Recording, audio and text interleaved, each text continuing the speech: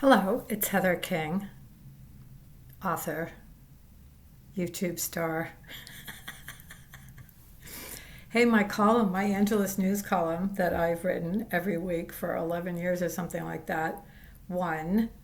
I didn't even post this on social media or anywhere, but it won second place. It's won first place many years, but second place. They're slipping from the Catholic Media Association for best weekly column, arts, culture, food, leisure. I think they have, they make it sound like this kind of lame, but whatever. I'm very grateful. Thank you very much. But anyway, I'm in Los Angeles, and from my home of the last 4 years in Tucson. So I've been here 3 weeks now. It's really, I love LA. I lived here for 30 years, as you may know.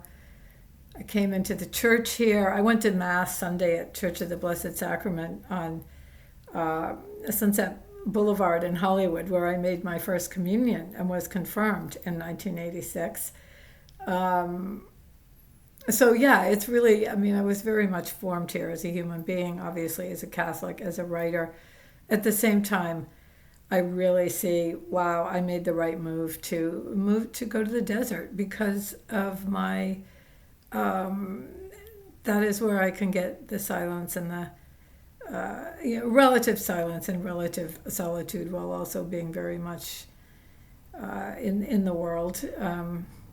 But yeah, it's just there's so much. This is such a huge level of energy that goes into logistics here. Where am I going to park? Am I going to get there on time? What route am I going to take? The driving, the freeways. And, I can do it. Driving has never been my favorite thing. So there's a certain, like, base level of anxiety that goes with, for example, driving the freeways. I can do it, but, so it's been interesting. A lot of people, a lot of talking, which I'm also, which I love, and yet also takes me to kind of a different place. So I went to Mass this morning at Our Mother of Good Counsel on Vermont in Los Feliz, and got to sit afterwards before the tabernacle for a while. So I wanted to just talk, and I'm laughing. I heard this quote the other day. The truly humble person is never embarrassed. I love that. And, I thought, as I'm starting to make this video, I thought, oh, that's very apropos, because obviously this is a little very DIY thing. There was a time when I bought these kind of fancy kind of lights and a mic, and I thought, oh, I might have a podcast, or and I just don't have the time or the wherewithal with the other writing and all the other stuff that I do. And but I can make these just from my office or my room, wherever I am, and I love doing it, and I think about it sometimes during the week. I think it's an offering, whatever our little teeny way is, to plant a seed, and maybe I'm not even really trying to plant a seed. I'm just, from the spontaneous overflow of my heart, that I want to share what I have learned and what I've am living with the world, and what a huge gift that you can just turn on your laptop and hit record and then upload it to YouTube. Thank you very much. So yeah, I'm not embarrassed. Whatever. I'm thrilled to be able to put my widow's mite, in a sense, into the collection box. But anyway, on that note, I wanted to talk about my theme today. It's kind of the poverty of prayer. And I've been thinking a lot. This happened probably 3 years ago, at least 3 years ago. I went to visit these friends of mine in a distant city. And they're lovely, lovely people, generous, wonderful hosts, creative, they're smart, they're well educated, they're popular, they're part of the community. Very accomplished, very, polished in a certain sense. So they were having this, but they're not practicing like one of them's not Catholic. Anyway, they're not like Orthodox practicing. By Orthodox, I mean, in communion, full communion with the Church of Rome. Um, and although certainly not hostile to it. Uh, but anyway, so they had this reading group, and there were some young people there and some neighbors there, and they're reading Saint Teresa of Avila's Interior Castle. Now this is a book. Saint Teresa, for whatever reason, you know how we have our favorite saints. Saint Teresa of Avila, possibly because of the Interior Castle. That is a book I just have never been able to finish. I keep thinking, oh, come on. So I'll start it, can't finish it, can't get interested in it. I mean, to me, the whole idea of prayer as rooms and stairwells and levels, and it's just, are you kidding me? Like, my prayer is like weeping from either my black heart, my joyful heart. I don't understand, which is fine. I mean, there's all obviously, our Father's house has mansion has many rooms, thank heaven. And for some people, that is the way they apparently get to prayer or understand prayer or articulate prayer. I'm sure their prayer is a zillion times deeper than mine or more evolved, who knows? But I mean, the whole idea of being evolved in prayer to me is just completely sort of oxymoronic. I don't even understand like the... But anyway, very obviously, because I am probably so pathetically simple and untrained, perhaps, in real prayer. I don't know. Who knows? It's probably a good thing we don't know. But anyway, I just can't absolutely... Plus, it seems like there's very little talk of Christ himself, which is the whole purpose and the center and the ground of prayer. It's this whole complex. Anyway, so they're reading, and the conversation's it's kind of very abstract and very erudite and very reasoned and very la la la. And isn't this fascinating? Like that. Beautiful. But I'm like totally, and I'm like, I have very little, I'm one of these people who everything shows in my face. And so I'm like squirming in my seat, right? And there's also talk about like Thomas Merton, who blah, blah, blah. Like Thomas Merton also is by no means, even though I, of course, admire his incredible intellect, but he's not to me a follower of Christ is someone that I sort of emulate or especially admire. Just me. But anyway, so I'm squirming away. Don't say anything because I kind of have nothing to contribute. I couldn't even really understand what the excerpt that we read, and finally, all of a sudden I could contain myself no longer, and I blurt out to this like sort of, to me this sort of together we're talking of prayer in this kind of to me sort of abstract way. I blurt out and I go, prayer is about total poverty. Like totally from my heart. And I said, I like I'm drawn to the other Therese of Lisieux. And when someone once asked her when she was in prayer, they said, what do you say to Jesus when you're praying? And she thought for a minute and said, I don't say much of anything. I just love him. And that is something I'm way more, that resonates with me way, way, way more deeply. But, but prayer comes from poverty, meaning the world, I think, has to have totally failed you, perhaps for us to even begin to get to really deep prayer. And that doesn't mean that you're homeless necessarily or like a total failure in worldly terms. I've had my share of worldly success. I was a lawyer, blah, blah, blah. But who cares?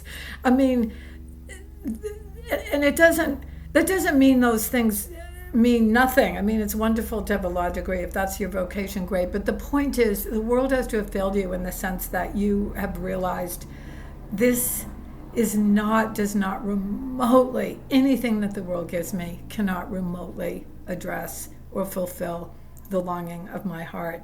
Nor can it sort of be a balm to my poverty, my exile, my loneliness, my sense of being kind of an alien in this world. It's a human condition. It's not like this is peculiar to me.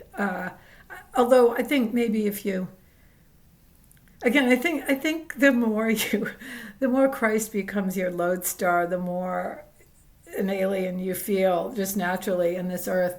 But anyway, so it's kind of the poverty of prayer. There's Christ's poverty. I mean, look at the faith of Christ, his total. I mean, if he were worldly kind of a God, he'd have something. The stuff that he would have to give would be health and security and acclaim and approval and money. None of that. He has none of that. He says, I have love, I have mercy, I have goodness, beauty. I am goodness, beauty, truth. I am the bread of life, the way. Is the pearl beyond price. But if you're looking for the stuff that we humans tend to look for, there's just nothing. Also, there's total silence. He risks our rejection. He risks us not getting it. He risks us walking on by, which much of the time, even those who love him do, never mind the rest of the world. So his own poverty is simply astonishing, that he will come with such empty hands in a sense, and yet offer everything that he is, which it really is existence itself. But he doesn't force it on you. He doesn't hit you over the head with it. He doesn't spell it out. And then there's my poverty, his poverty, my poverty. I have nothing. I have my sin. I have my black heart. And I also have, in my better moments, my humble, contrite heart, my yearning, my longing, my own emptiness, my own lack of ideas, my own inability to make myself fit in and fit some mold and garner a whole load of adoring followers. It's like, and we all have our own way. And many deep followers of Christ, they're mover and shaker types. They have wonderful, and we need that too. But for whatever reason, that's not my way. And I think, I'm sure that it's all by design, because my ego and my wounds and my longing for approval are probably such that if I had more of that or too much of it, I'd just as soon be empty and invisible. So that's it. The exchange, poverty for poverty. A great quote, as you know, I'm a huge Father Donald Haggerty fan. I was just listening to, I don't even want to say fan. I want to say he is one of the few priests that I've come across who also, like Christ, doesn't pander to us, doesn't say, oh, you just loved the way you are, and everything goes. Whatever you want to do is fine. He really calls us higher. Today the gospel, Jesus is, he's saying, woe to you. The places that he was, Bethsaida, the places where he was rejected, he performed miracles and healings, and they rejected him anyway. Woe to you in the day of judgment. I mean, Jesus, it's total love, and at the same time, he doesn't stint. Like, there'll be a day of judgment. I think when people try to, or church leaders try to sort of shield us from that, they do us a disservice. It's like both and you will, and the the love which undergirds it all and trumps all, will call you out of love to have something to offer on the day the sheep are separated from the goats. I mean, which is our own pathetic, our own poverty, but also our love, So anyway, this is a quote from Father Haggerty's Contemplative Provocations, one of his many books on contemplation, the contemplative life. He says, before he gives himself over fully, God surely waits for the hunger of a soul to reach a depth of intensity. The soul's pleading must begin to resemble a beggar's voice long accustomed to refusal. Not that he wants us to beg and grovel, but again, it's only the really empty, the lonely, empty, longing heart out of ideas. The world is not doing it for us. Really will come in,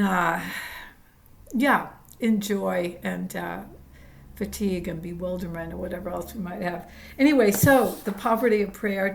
If you feel totally bereft, this could be the best possible place. And I just absolutely remember when I was in rehab many, many years ago now, 38, something like that. Didn't even know whether I believed in God. I mean, didn't.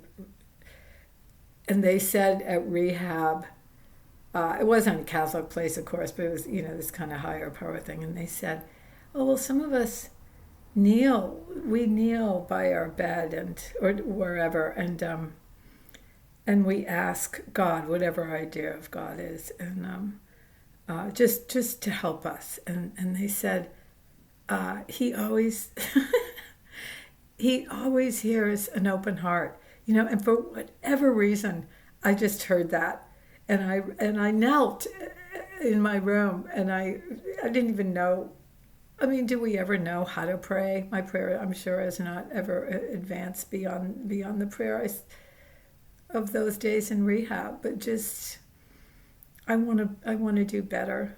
I want to do better. Please help me. So, there you go. Anyway, have a wonderful week. My birthday is July 19th, next Saturday. I'm only 73 years of age. So, part of me is like, can I just take a nap now and wake me up when it's over? But the other part is, no, you must keep planning and suffering anxiety and forging ahead and looking at art and writing about it and celebrating people. So anyway, wishing you a beautiful week, and see you probably in a couple of weeks, because I'm going to be on retreat at St. Andrew's Abbey in Vallejo, California, where I'm an oblate next week. Okay, thanks a million for listening. Bye-bye.